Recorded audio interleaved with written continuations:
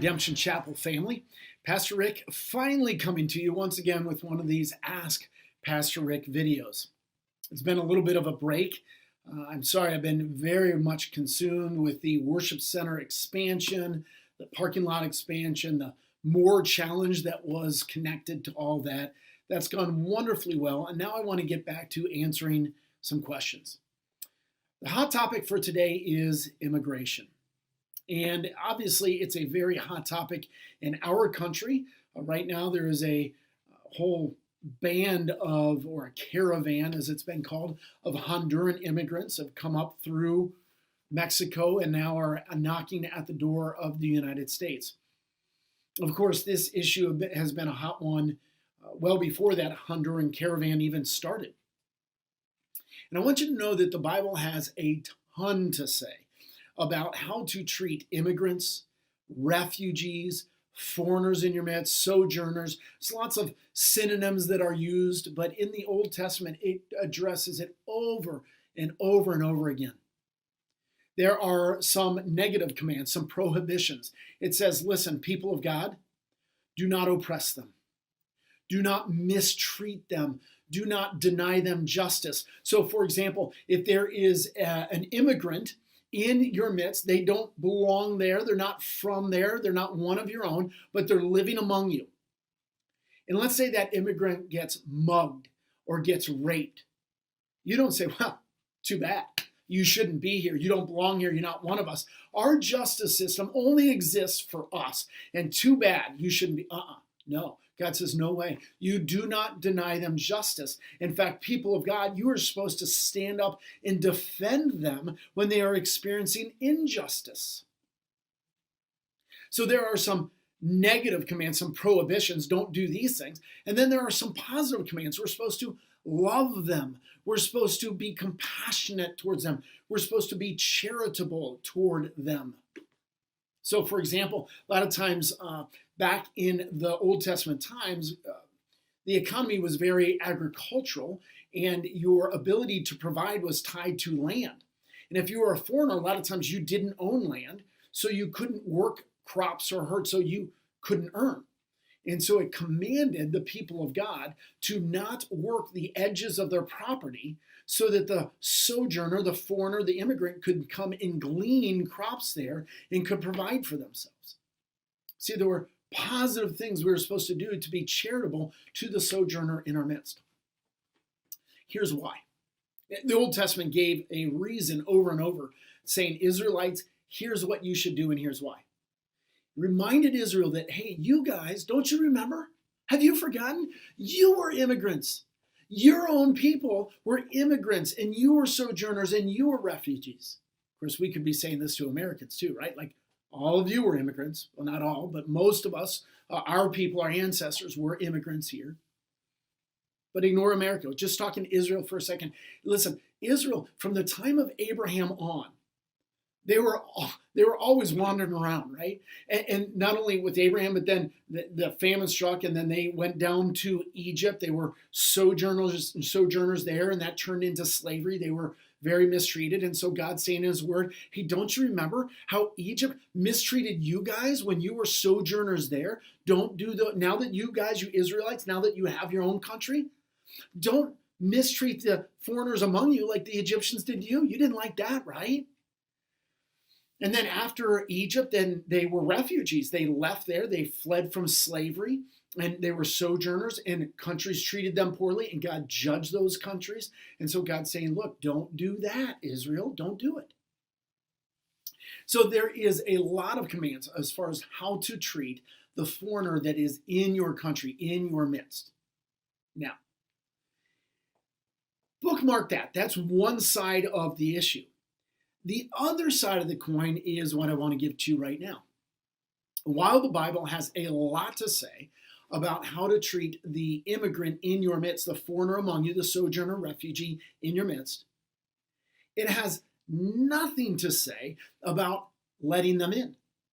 It doesn't say anything about open borders.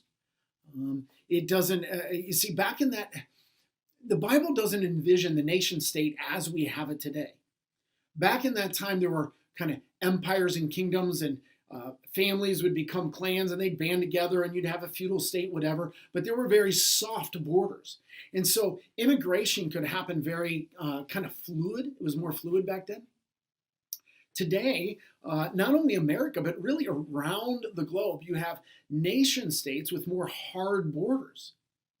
And there are governments, God-appointed leadership, that they are given a task, and the government is given the task of protecting the nation. That's one of their God-given jobs.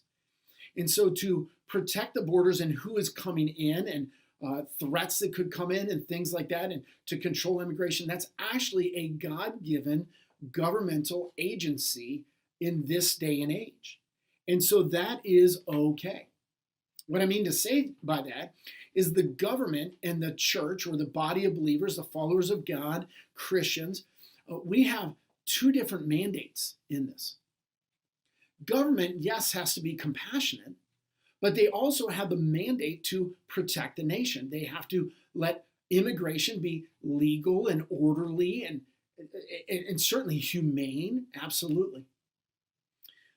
Now, the church, though, it is we who are then commanded that the foreigner in our midst that we have to take care of and we have to treat very, very well. So, what does that mean? Do we have to have an open border policy? The Bible says nothing of the sort. Do we have to, as Christians, stand up and advocate within our government for the fair treatment, the just treatment of immigrants in our midst? Yep, that's kind of in there. Yeah, absolutely. Does our government need to vet people coming into our country, making sure that they are coming to do our country well and not to do it harm? Yeah, that's part of their job. They have to weed out the bad eggs among a lot of very poor, destitute people who are fleeing some bad situations. Yep. Now, granted, it is fair to discern between immigrants and refugees. Immigrants are those who are migrating for a number of different reasons. Most of them are economic migrants. They're looking to get from one bad economic situation into another. But then there are refugees who are fleeing persecution, perhaps genocide, something like that, where they are trying to get away from a situation. And our country historically treats those very differently, that immigrants go through a process to make sure that they are going to be a benefit to the country coming in.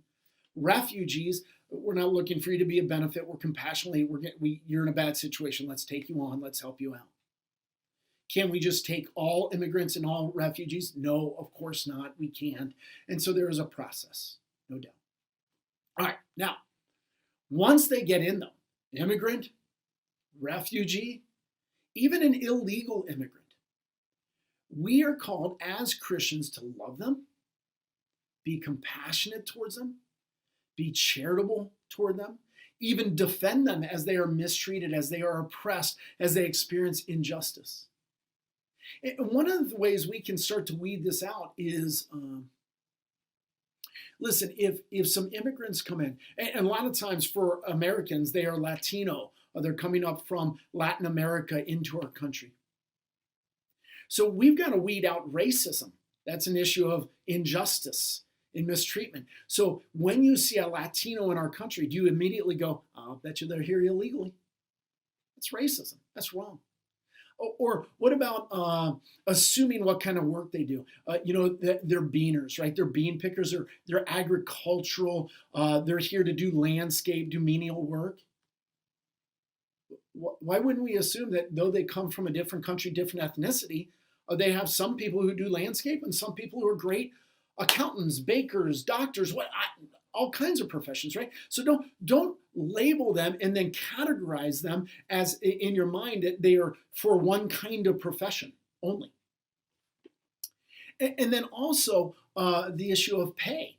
Because they are here illegally, if you're an employer and you're taking advantage of them because they're here illegally and you know they can't complain, and you're playing that. So if somebody's let's say a Caucasian legal American and you pay them here, and then an illegal immigrant, a Honduran, a Mexican, and you're going to pay them here because they can't say anything. Ha, got it. Whoa, that's injustice. The Bible speaks about paying them less and denying them wages because they are foreigners or sojourners among you. You don't do that. You don't do that. All right? So you see, there are things the Bible tells us as Christians how we need to treat people. Then I want to caution you that, yes, some people are misusing those passages to say, therefore, our country has to do this, that, or the other thing related to immigrants. The Bible doesn't go that far. And so there becomes then very good, open, honest political dialogue and debate that we need to deal with very charitably and not abuse biblical passages. We can't abuse the Bible to say that the country has to have open borders and let everyone in. We also can't abuse the Bible to say that our government gets to do everything and anything it wants and is above the law and everybody just has to submit. That's actually an abuse of scriptures as well. We have to submit to our government, absolutely. Romans 13 does talk about the government being given a God-given rule and a role by God, and they wield the sword not for no purpose. Yep, absolutely. And we are called to pray for our leaders and submit to them. And at the same time, if there is an unjust law, we submit to a higher law and we follow the higher law. That is absolutely what Christians have done throughout the centuries. So there's good, open, honest dialogue. Let's keep it charitable among us. Let's keep it humble. And at the same time, let's submit to the scriptures and realize when there is a foreigner, an immigrant, a refugee in our midst, somebody sojourning here, we love them. We care for them. We want to be the people of God who treat them well when they're mistreated by everyone else in culture. Those Christians, though, they just treat me really well. That's who we want to be. Hope this helps a little bit on the immigration debate. Love you guys. Look forward to the next video. See you.